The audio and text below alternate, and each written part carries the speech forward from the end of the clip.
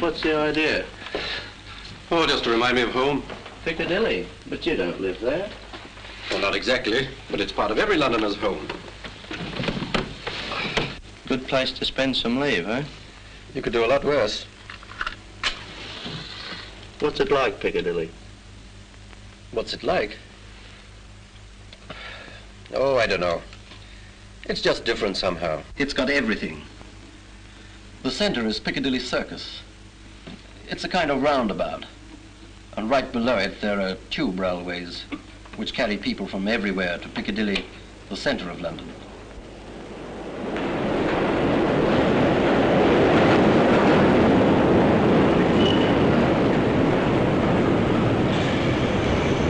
Piccadilly Circus.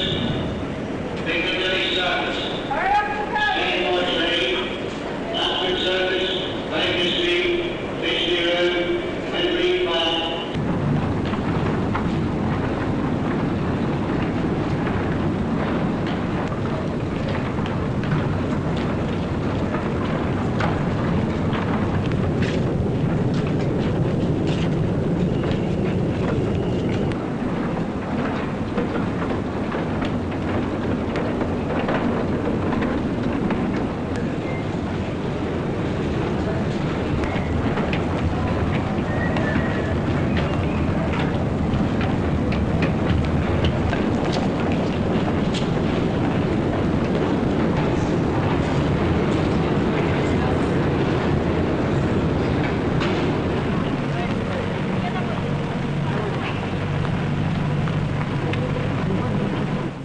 If you want to know why people are drawn to Piccadilly, just stop and ask some of the thousands who pass there daily, and you'll learn the reasons for their visits are as varied as their home addresses.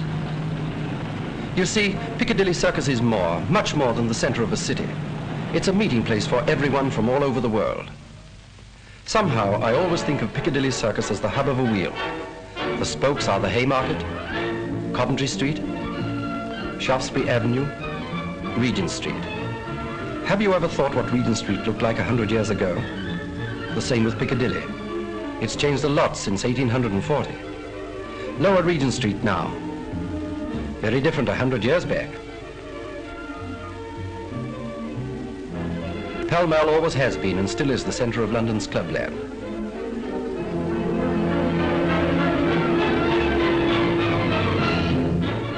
Close by here are shops with famous names. They haven't changed much. In fact, these clubs and shops are a link with the past. This is a little world all on its own, and it's chiefly a world for men.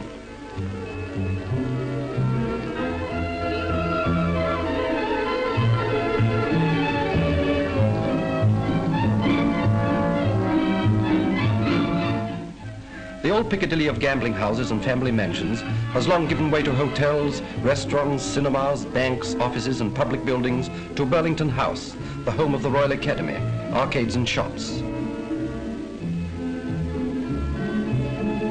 Regent Street is perhaps the most popular street in London. It was designed 130 years ago by John Nash. Today, it's a busy shopping center where you can buy almost anything.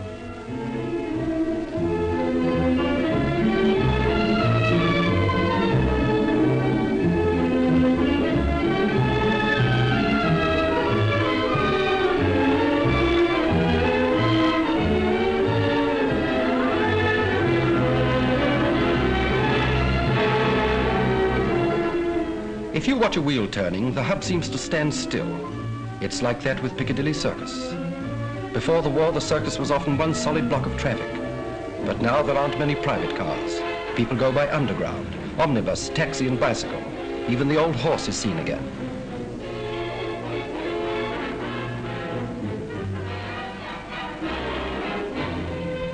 There may not be so much traffic, but there are more people in Piccadilly Circus than there ever were.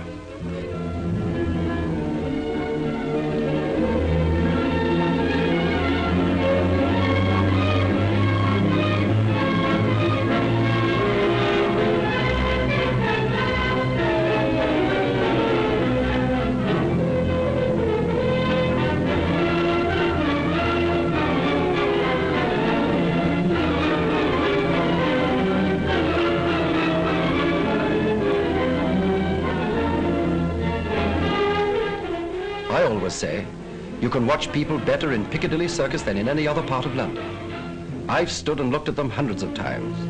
When you go there, you'll probably do the same.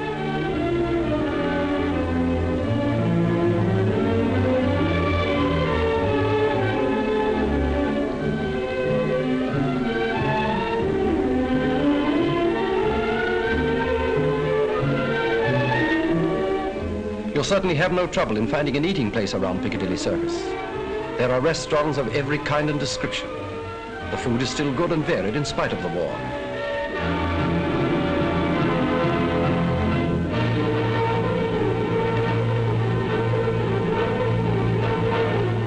If you like foreign dishes, only 100 yards away is Soho.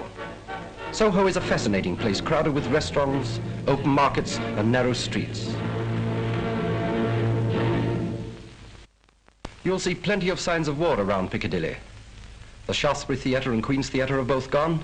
Sir Christopher Wren's beautiful Church of St. James and many other buildings have been destroyed by enemy action. There are other changes too. Water tanks to fight firebombs, street shelters, sandbag restaurants, boarded up shop windows, blast-proof entrances to the Underground Railway. But I think the most striking change is in the people. Everywhere you see women on war work. There is hardly a job they haven't tackled in or out of uniform. The men in uniform, they're everywhere. Englishmen and men of the United Nations from all over the world. It's a good sight.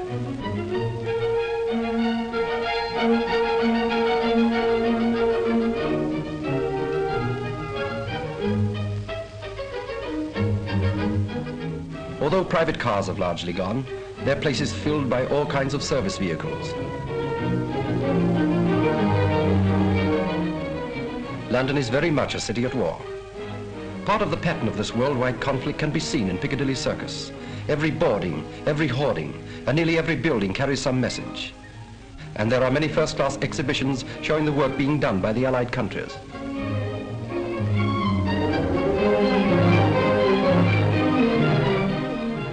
In the late afternoon, when the day's work is ending, London starts to go home.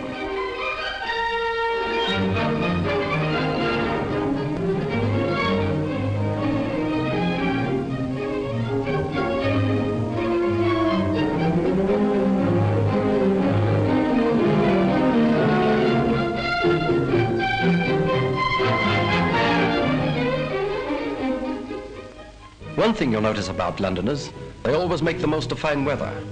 And those in no hurry to get home take themselves to the gardens and parks near Piccadilly.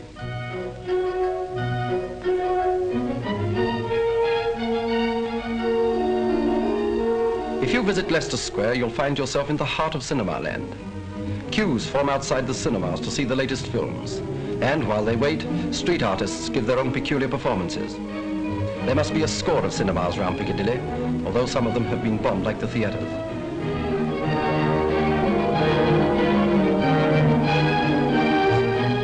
Londoners have always been great theatre goers. Before the war, there were 42 theatres within easy reach of the circus.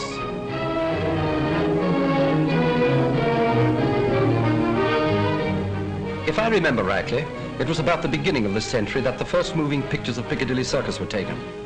You may have seen them, with the statue of Eros, the god of love, in the middle of the circus. He was a landmark until this war began, surrounded at night by a blaze of light.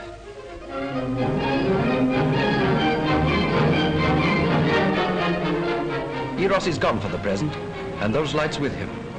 These are the lights of London now.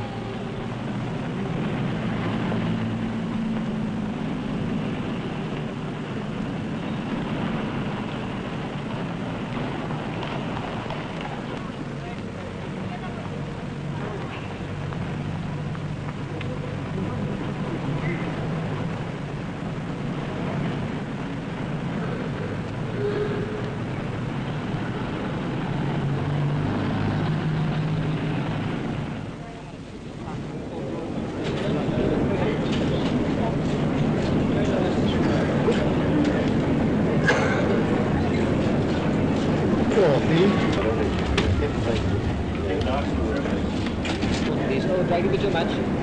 Thank you. Thank you.